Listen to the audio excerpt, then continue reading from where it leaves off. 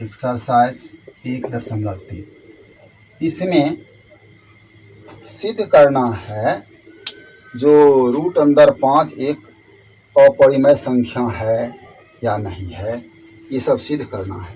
तो चूंकि हम वास्तविक संख्या के बारे में जाने हैं, जो वास्तविक संख्या दो प्रकार का होता है, एक परिमेय संख्या और दूसरा अपरिमेय संख्या। यदि कोई संख्या परिमेय होगा तो वह अपरिमेय नहीं होगा, अगर अपरिमेय है तो वह परिमेय नहीं होगा। तो इस आधार पर हम यहाँ इसकी जांच करेंगे जो यह क्या है। 1 नंबर में सिद्ध करें कि सिद्ध कीजिए कि रूट के अंदर 5 एक अपरिमेय संख्या है।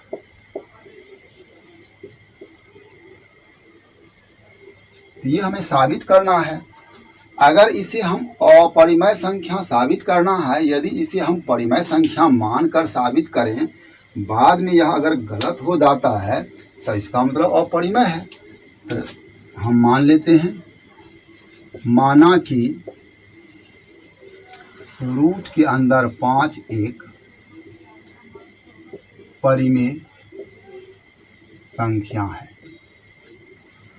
तो चूंकि परिमेय संख्या का परिभाषा है, जो संख्या p/q के रूप में होता है उसे परिमेय संख्या कहते हैं, जहां p और q दोनों पूर्णांक होता है, q 0 नहीं होना चाहिए।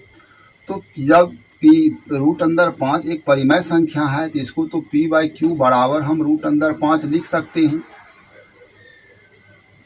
यदि ये वर्गमूल हटाने के लिए इसको हम दोनों ओर यहाँ हम लिखेंगे, यहाँ p तथा q दोनों पूर्णांक है एवं p तथा q असहभाज्य है। असहभाज्य है।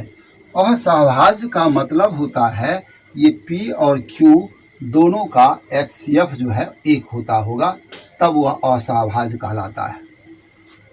इसका मतलब हुआ जो p और q में कोई उभयनिष्ठ गुणनखंड नहीं होना चाहिए, और जो असहभाज्य होता है उसका HCF एक होता है, अर्थात एक के अलावा और कोई उसमें उभयनिष्ठ गुणनखंड नहीं होना चाहिए।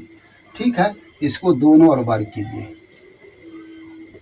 दोनों ओर वर्ग करने पर, तो जब इसको हम वर्ग करेंगे तो हो जाएगा p² / q² बराबर रूट के अंदर 5 का भी स्क्वायर हो जाएगा। तो ये p² / q² बराबर हो जाएगा रूट का वर्ग 5। यदि इसको हम कोणीय गुणा करें तो p² बराबर हो जाएगा 5q²। इसको तब तक के लिए हम एक समीकरण मान लेते हैं।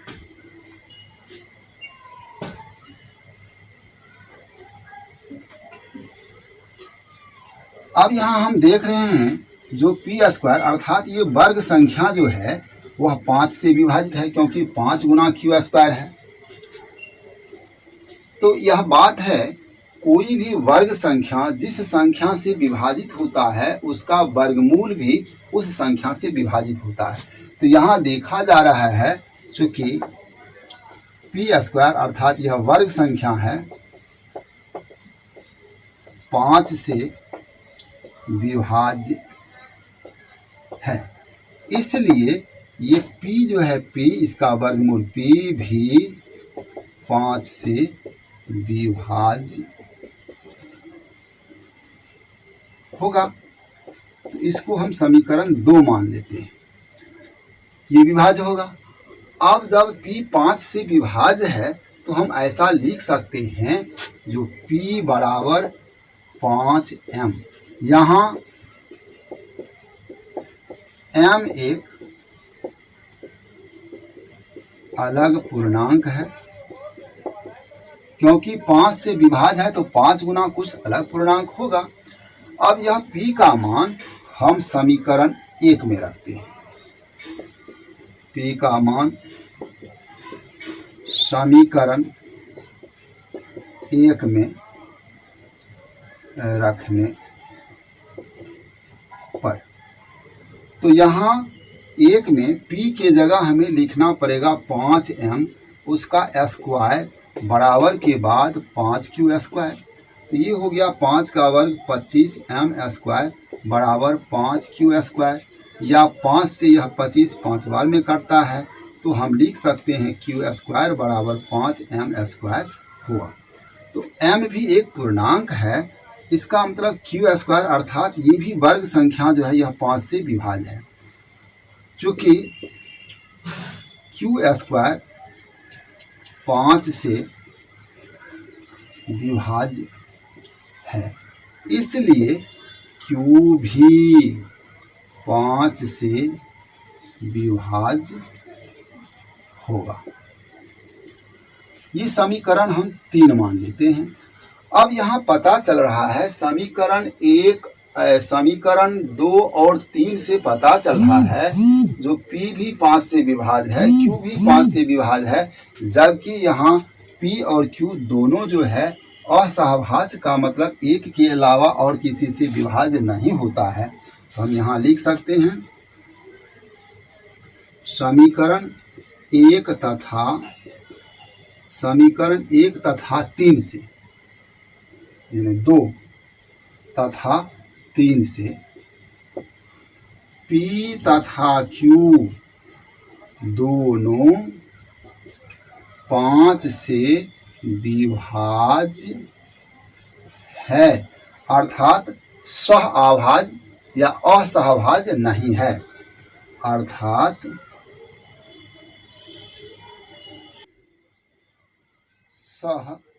सहअभाज्य नहीं है।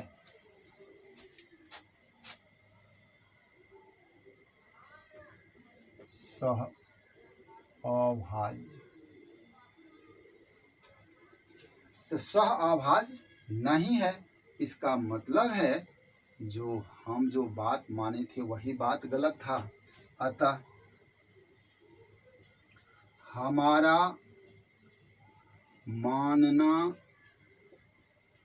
गलत था।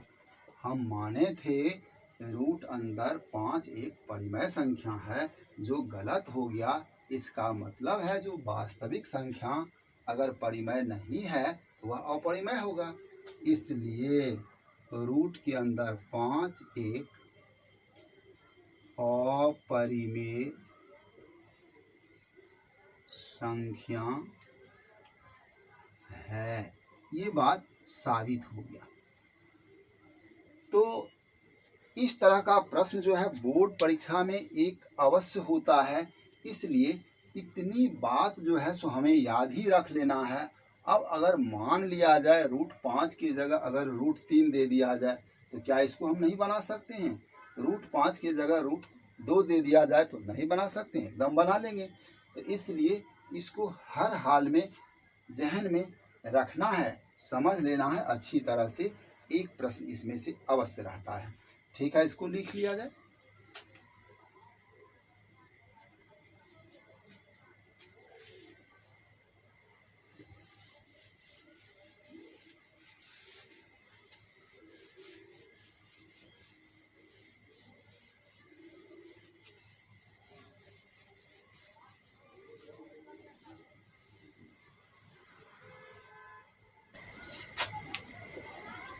दो नंबर में है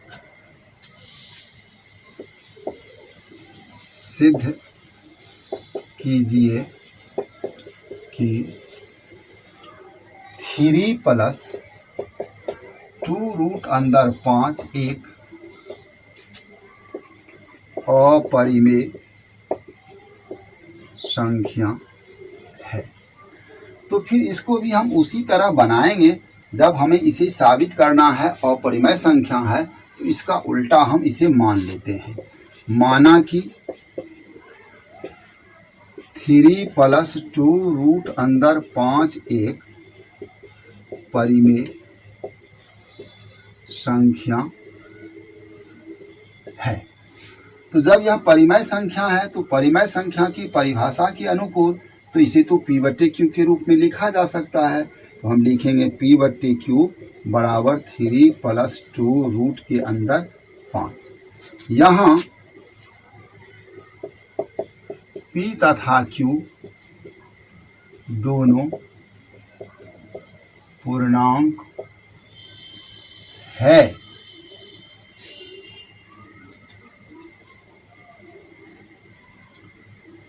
p q से विभाज्य नहीं है। अब इसको हम ऐसे भी कर सकते हैं, p बट्टे q अगर 3 को इधर ले आते हैं तो -3 बराबर की उधर 2√5 बचता है। इसका बट्टा 1 मान के अगर हम लघुत्तम लेते हैं तो q यहाँ p - 3q बराबर 2 रूट के अंदर 5 हम लिख सकते हैं।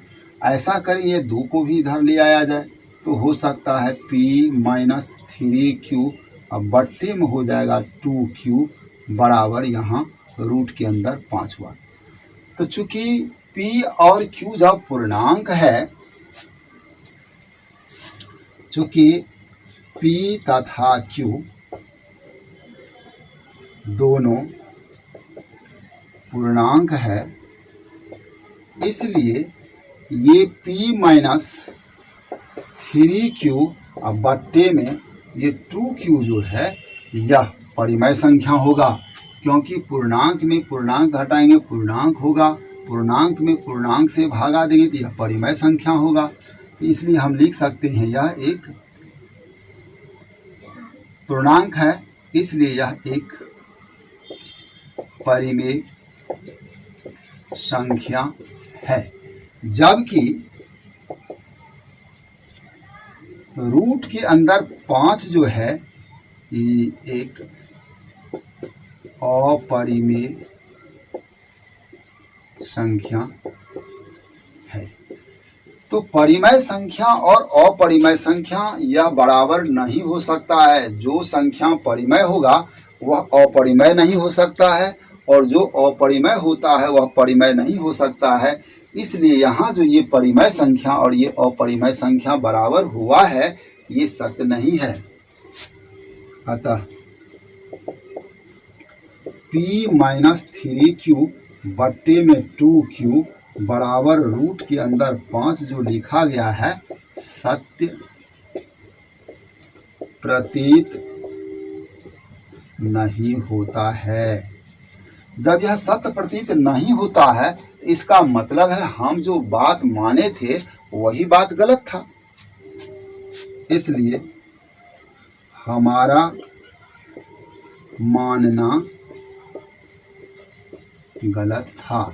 तो जब हमारा मानना गलत हो गया इसका, इसलिए 3 + 2√5 3 + 2√5 जो है वह गलत हो गया, परिमेय संख्या है तो होगा अपरिमेय। एक अपरिमेय संख्या है। इस प्रकार हम इसे साबित कर दिए। इसी तरह अगर इसी में अंक को बदल दिया जाए तो क्या उसको नहीं बनाया जा सकता है? एकदम बना लिया जाएगा। तो इसको भी नोट कर लें। एक सवाल की गारंटी इस अभ्यास से है, लिख लीजिए इसको।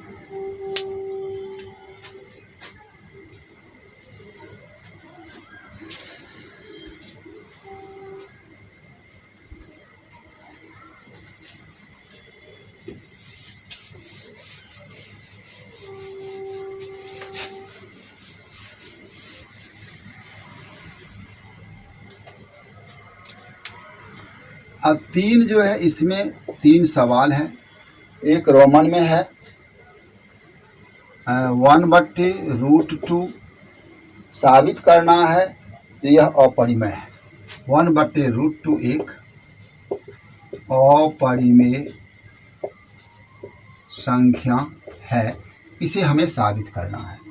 तो इसको हम एक की तरह बना सकते हैं, यानी माना कि 1/√2 एक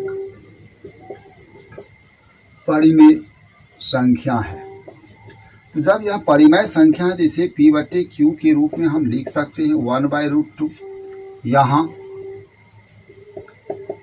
p तथा q पूर्णांक एवं सह अभाज्य है।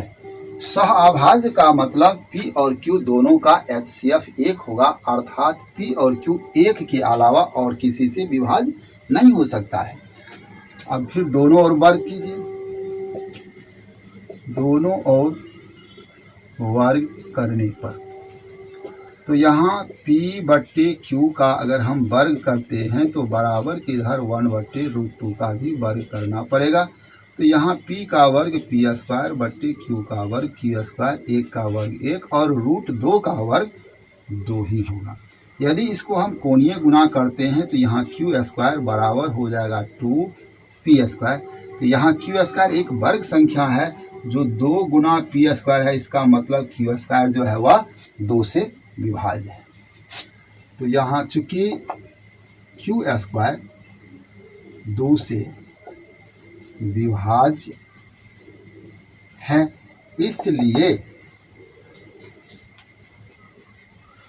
इसलिए इसका वर्गमूल अर्थात q भी 2 से विभाज्य होगा। इसको हम समीकरण 2 मान लेते हैं। चूंकि q 2 से विभाज्य जब है तो हम लिख सकते हैं q बराबर 2 गुने m। यहाँ m एक अलग पूर्णांक है। तो जब m एक अलग पूर्णांक है तो ठीक है, q बराबर 2m है। इस चीज को हम समीकरण 1 में रख सकते हैं।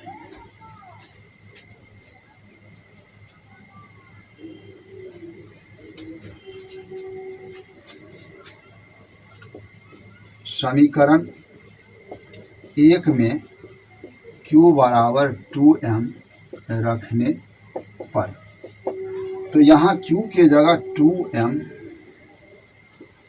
उसका स्क्वायर करेंगे, बराबर के इधर 2p² है। तो 2 का वर्ग 4m² बराबर 2p² हो गया। 2 से यह 4 2 बार में कटता है, यानी p² बराबर 2m² हम लिखेंगे।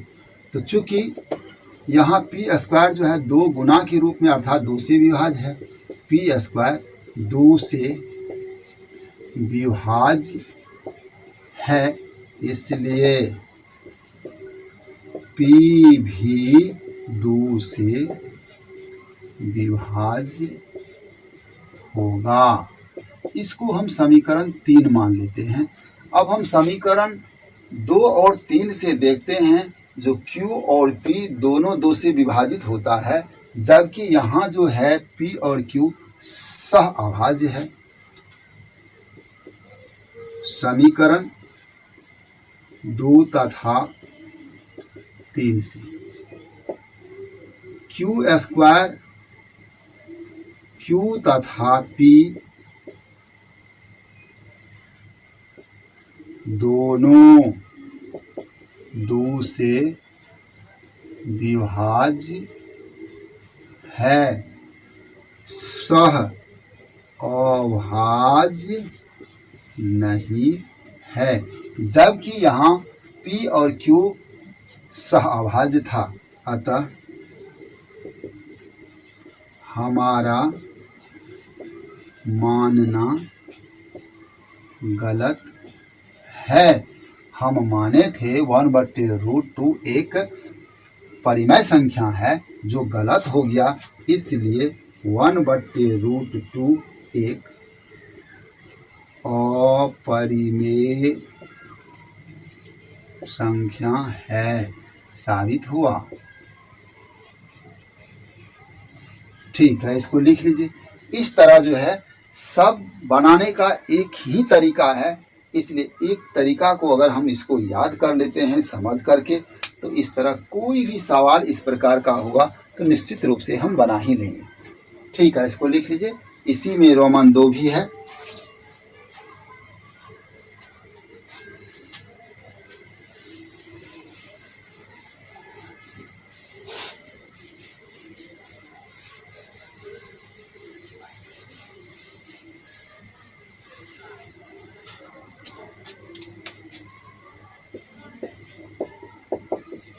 ये 3 का रोमन 2 है।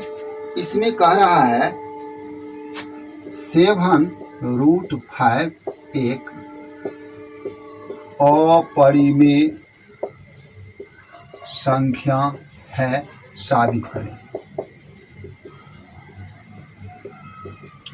ठीक है, हम मान लेते हैं, माना कि ये आपको इसकी तरह बनाना है, एक की तरह भी बना सकते हैं। माना कि 7 रूट के अंदर 5 एक परिमेय संख्या है। तो परिमेय संख्या है तो P/Q बराबर हम लिखेंगे 7 रूट के अंदर 5। यहाँ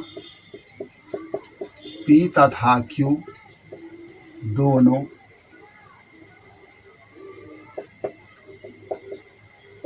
पूर्णांक एवं सह अभाज्य है। सह अभाज्य का मतलब है P और Q एक के अलावा और किसी से विभाजित नहीं है। दोनों ओर वर्ग करने पर, तो यहाँ P/Q का वर्ग अगर हम करते हैं तो यहाँ 7 रूट अंदर 5 का भी वर्ग करना होगा। इस तरह P² / Q² बराबर 7 का वर्ग 49 गुने रूट 5 का वर्ग 5 होता है।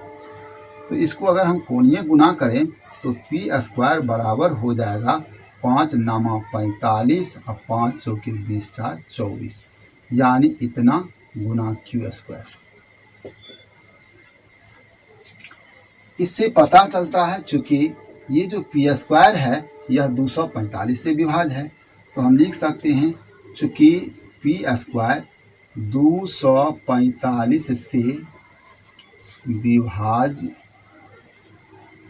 है, इसलिए P भी 245 से विभाज्य होगा।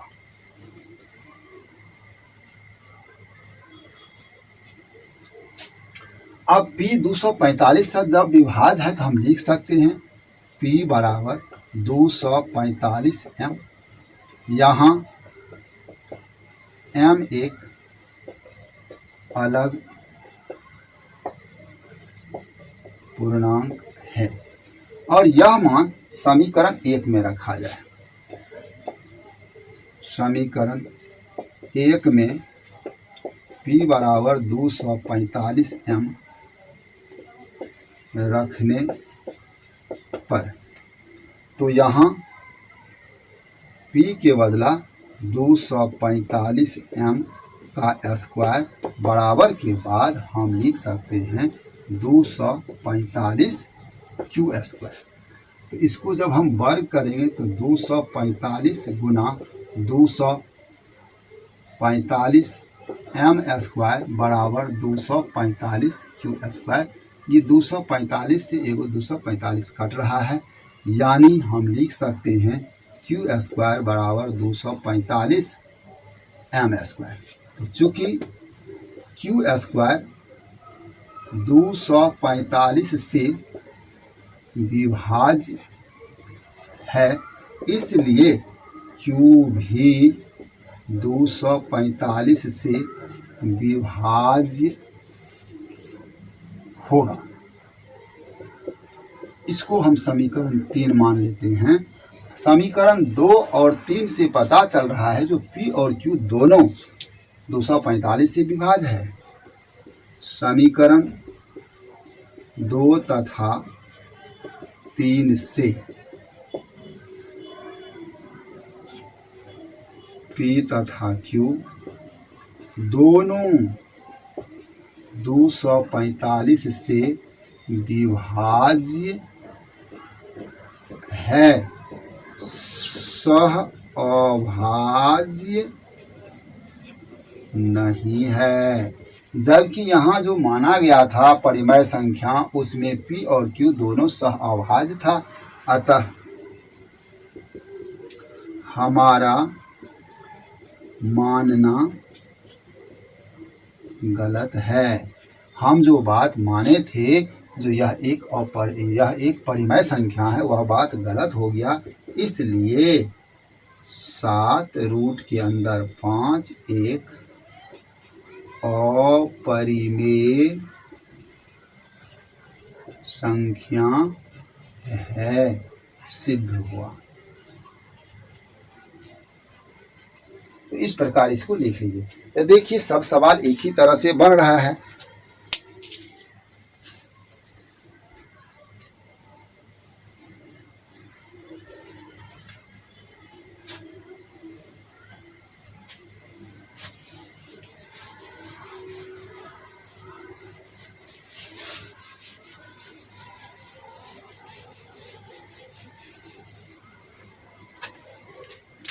और इसका रोमन 3 है। 6 प्लस रूट 2 एक अपरिमेय संख्या है, साबित करें। माना कि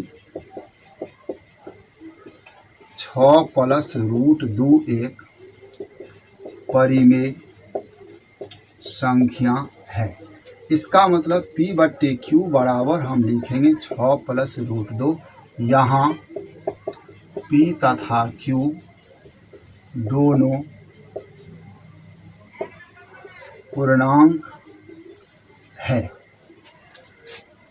तो यहाँ P/Q माइनस 6 बराबर रूट के अंदर 2 लिखेंगे, इसका बट्टा 1 मान लघुत्तम Q। यहाँ P माइनस 6Q बराबर लिखेंगे रूट के अंदर 2।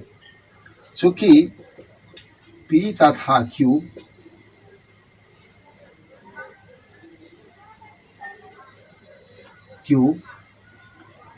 पूर्णांक है, इसलिए ये P माइनस 6Q और बट्टे में Q एक परिमेय संख्या है।